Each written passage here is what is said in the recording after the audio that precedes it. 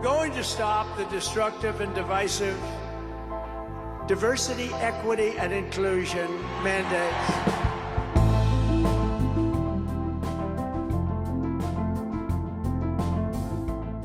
Hey, I'm Jamie Poisson.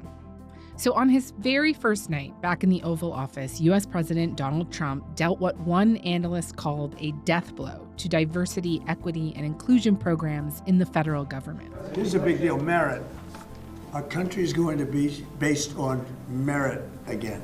Can you believe it? He signed executive orders that upended decades of policy on both DEI and affirmative action, which Trump's administration calls illegal discrimination. This has come as some of the biggest companies in the U.S., from Walmart to McDonald's to Target, have been rolling back their own diversity policies, which have faced growing legal and cultural backlash. So, is this the end of DEI? And what could it mean both in the U.S. and beyond, including here in Canada? Today, I'm speaking to Washington Post business reporter Julian Mark about all of this.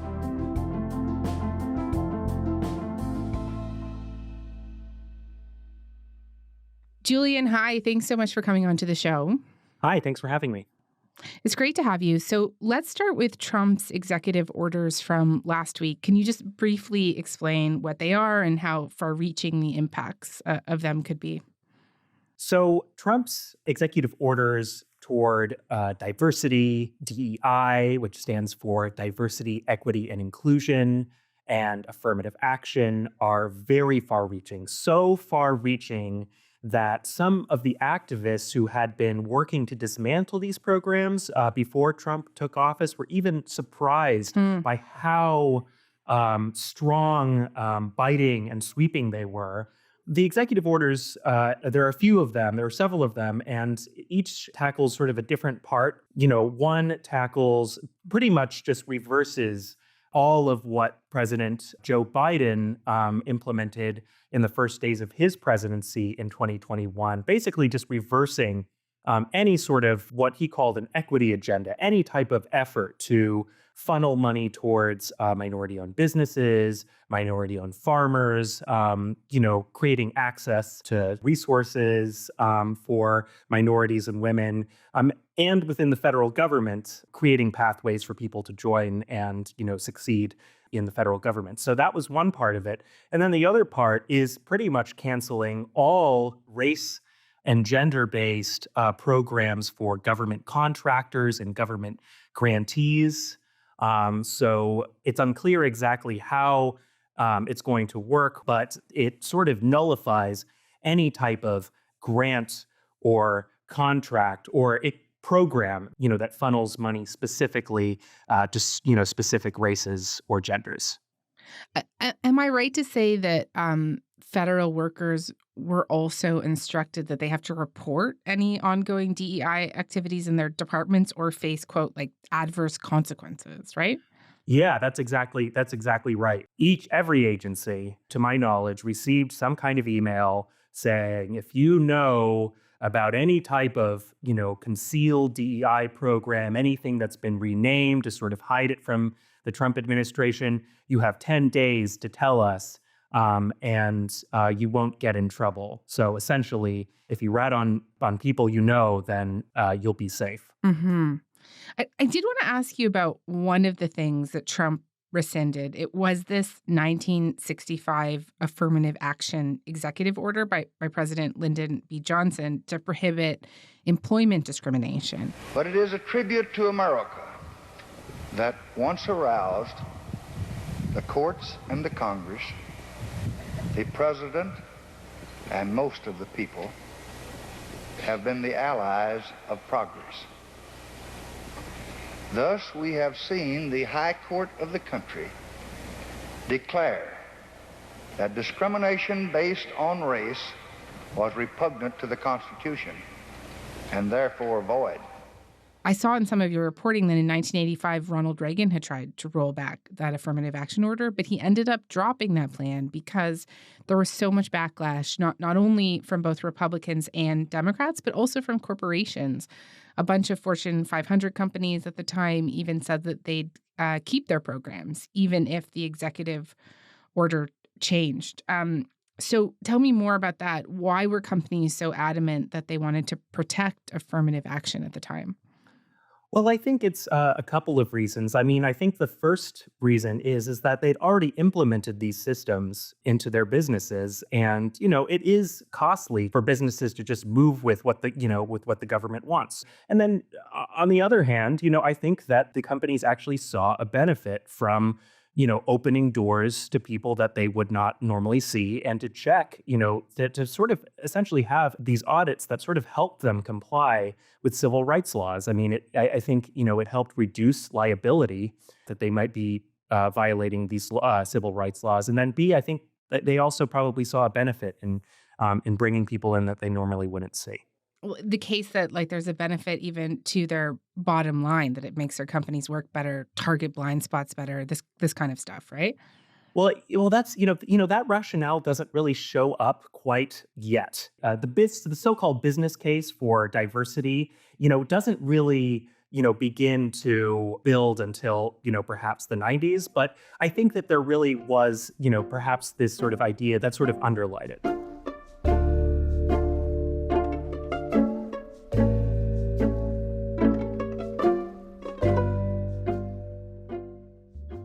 Can you just take me through briefly, or as briefly as you can, kind of the evolution of DEI policies? You mentioned the 1990s, up through the 2000s. Then, of course, we saw a big expansion of DEI initiatives in the wake of the George Floyd protests in 2020, right? Right, exactly. In the 90s, you begin to sort of see the emergence of what we now know as DEI, diversity, equity, and inclusion. And that's where companies begin to implement programs like employee resource groups and mentorships and, certain hiring practices that, open gateways to people that they normally wouldn't see. But the underlying rationale starts becoming, well, we believe that this is good for business, that having diverse perspectives will allow us to essentially increase our bottom line.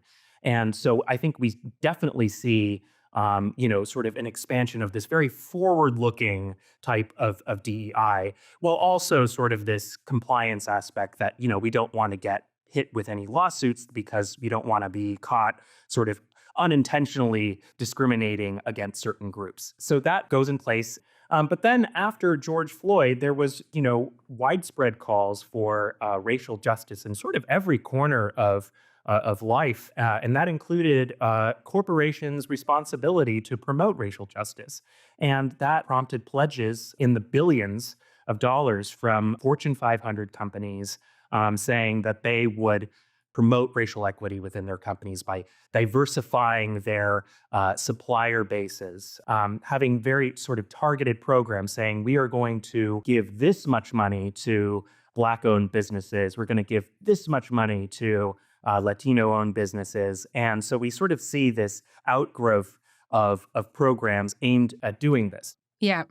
I wanted to ask you or discuss with you, there has been a lot of cynicism about some of the expansion of DEI efforts that happened after 2020 from different parts of the political spectrum, right? I think it is fair to say that a lot of advocates for racial justice have argued that a lot of corporations have ended up just using these initiatives as a lot of window dressing and PR, right? That it became this big business in itself, and that the way a lot of companies have gone about it isn't addressing power structures or actually improving outcomes for marginalized populations, because you also have to hire people who are challenging the status quo and give those hires the power to set the agenda. You can't just tick a box and say that you're improving diversity numbers. And do you think that that's a fair summary of that criticism? Yeah, I mean, I think that, it really depended on the company. And, there were some companies, I think, that actually had these systems in place, really did sort of take it to heart, and were able to build on those systems. There were other companies that I think just, saw the moment, dove in, and, I think that's what you're talking about, a little bit of this window dressing. They threw money at the problem. That money probably didn't go to very useful places. They were able to put out a press release. And then when, the legal landscape got trickier, then it was sort of easy, to pare those back. And I also think that, the moment also created some risk for companies that didn't really know what they were doing and wanted to seize on that moment.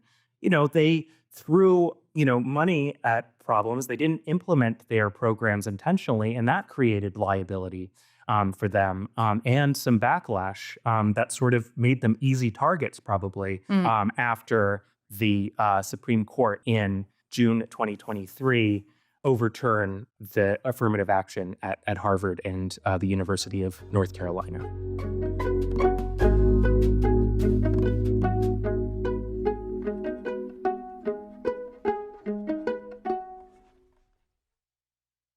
Hi, everybody. Jamie here. I have a favor to ask you. If you wouldn't mind, could you please hit the follow button? It really, really helps us and will definitely make it worth your while because we are going to be all over the upcoming Canadian election and the first 100 days of the Trump presidency. So follow us and don't miss an episode.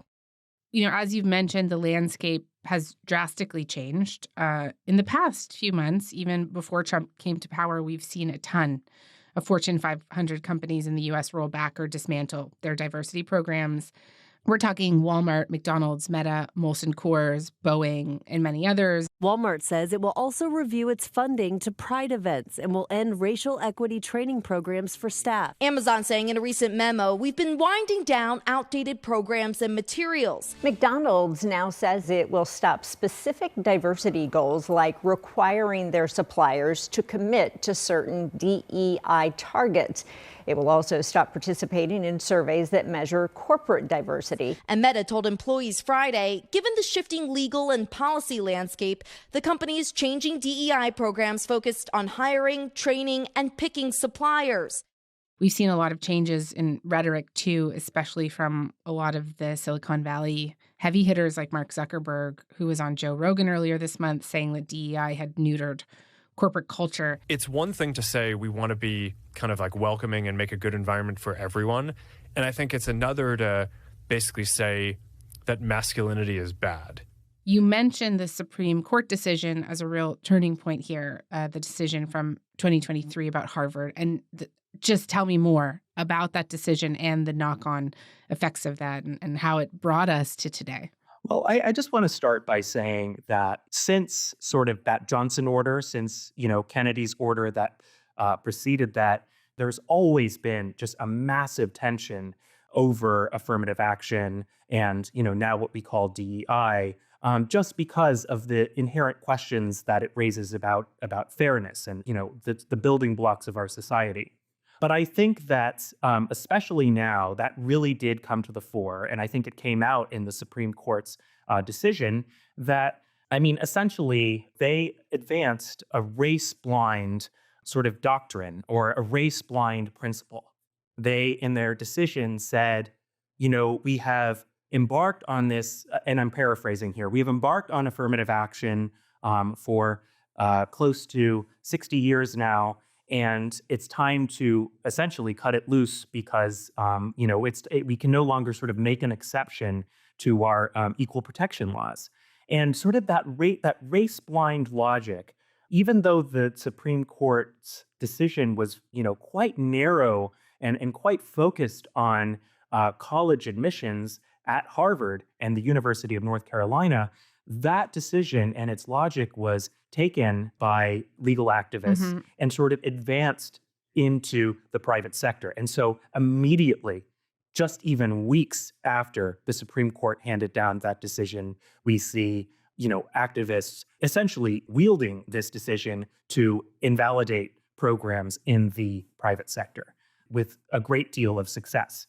Along with that, you had a cultural outrage and cultural activism, such as Robbie Starbuck, an online influencer. Companies need to listen to our movement. We are powerful and growing every single day. We will not stop until we have eliminated wokeness in corporate America. We were able to have frank conversations with Walmart. And as I've said for a long time, I don't ask companies to take on my political views. I am simply advocating for corporate neutrality. Christopher Rufo, a fellow at the Manhattan Institute. To Harvard, okay, DEI is the de facto highest principle of the university now. That's clear. But your motto for the last, 300-400 years has been veritas, truth.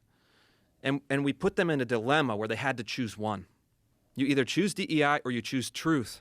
Which one are you going to sacrifice? Essentially using their platforms to rail against DEI, saying that it's, having a corrosive effect on American institutions and that it's unfair, sort of creating pressure on that side. So I think what we're seeing, particularly with Walmart and McDonald's, we see that sort of this double effect. We have the real sort of force of the law behind them. And then we also see these public pressure campaigns forcing these companies to sort of come out and say, fine, we've changed some of our programs and we will, perhaps drop others, because you're calling for us to.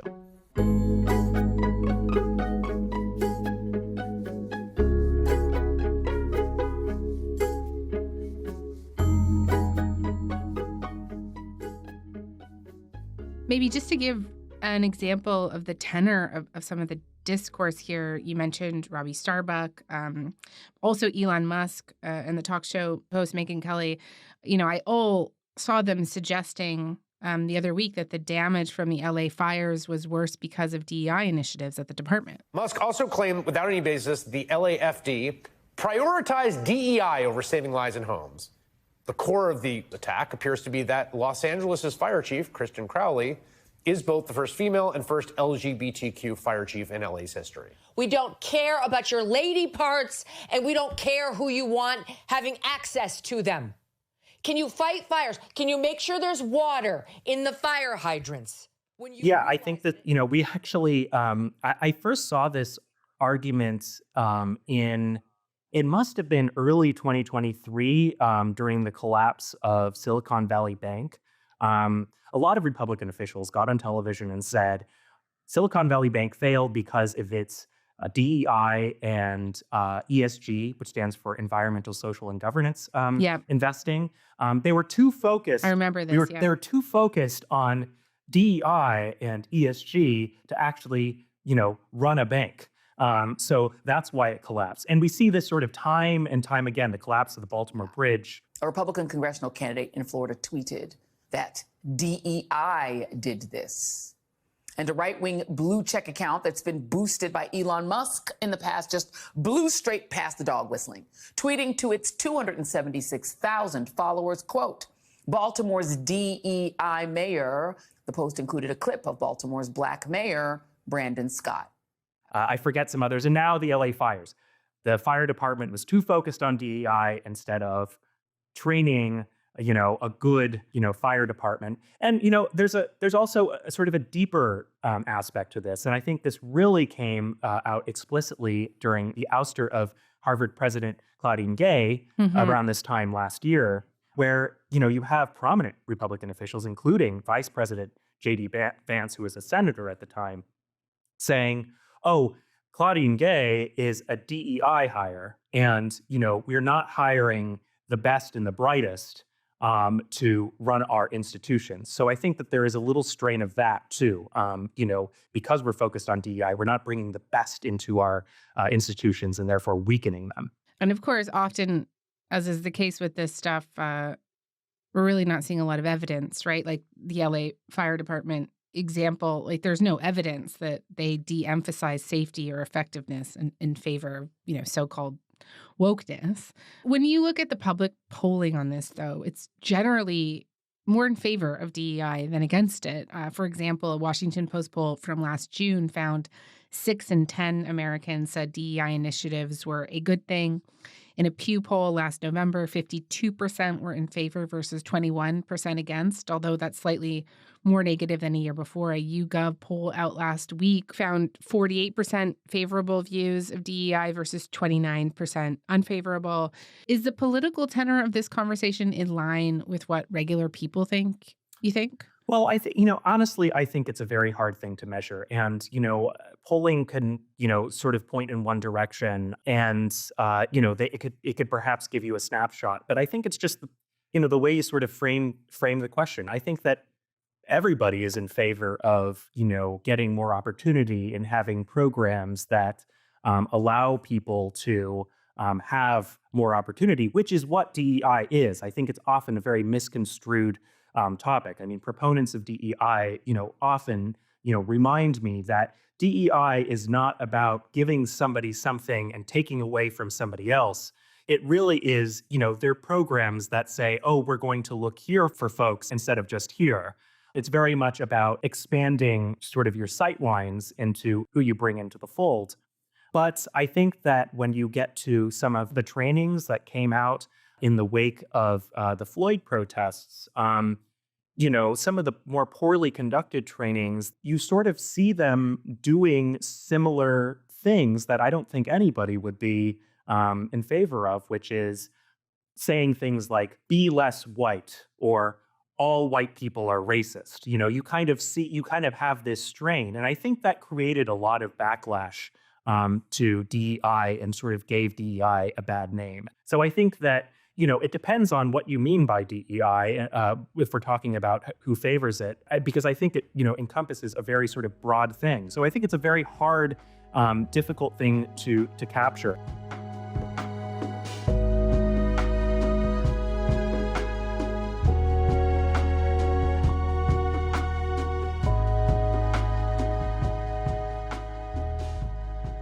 Julian, broadly, when you take all of this together, Trump's executive orders, the Supreme Court decision, the retreat of corporations from DEI programs, the activism and culture component of all of this, how do you think it's likely to reshape American life?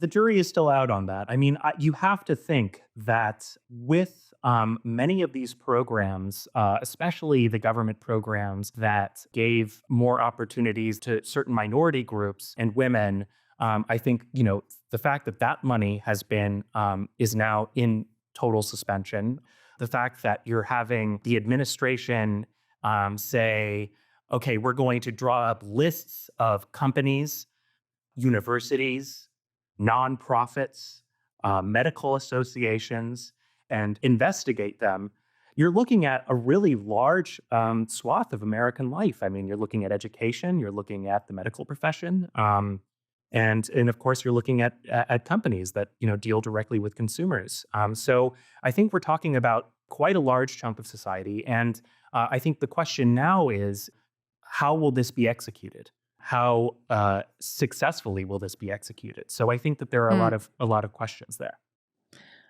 Just as a final question for you, I wonder if you have some sense of the kind of impacts this is likely to have beyond American borders. So I'm thinking about Canada in particular. The likely winner of our next election, conservative Pierre Poilievre, often speaks disparagingly about the so-called woke ideology, as do people in his party. So this is a growing sentiment in Canada, too, and we are talking about some of the biggest multinational companies in the world. Is it likely that all of these shifts in the U.S. are going to have an impact on how these companies and institutions are behaving beyond the U.S.? Or, for example, the kinds of policies that Canadian companies who do business in the U.S. can have? Well, I think, in terms of the multinationals, I think it remains to be seen, although large multinational corporations, do have impacts beyond U.S. borders. And I think that even sort of like the symbol of a company like McDonald's, which I think can be seen around the world as, representing American enterprise, American freedom, certainly has that effect on people. And if you have companies that are drawing back and saying, we're going to deprioritize, some kind of racial equity agenda, and we're going to deprioritize whether or not we engage in some type of diversity effort, I think that could, absolutely have an effect. And perhaps, it may, allow companies that are not as large as McDonald's to say, oh, well, if McDonald's isn't doing it, if Walmart isn't doing it, if Meta isn't doing it, then maybe we don't have to as well. Okay. Julian, that was great. Thank you so much for making the time. No problem. Thank you.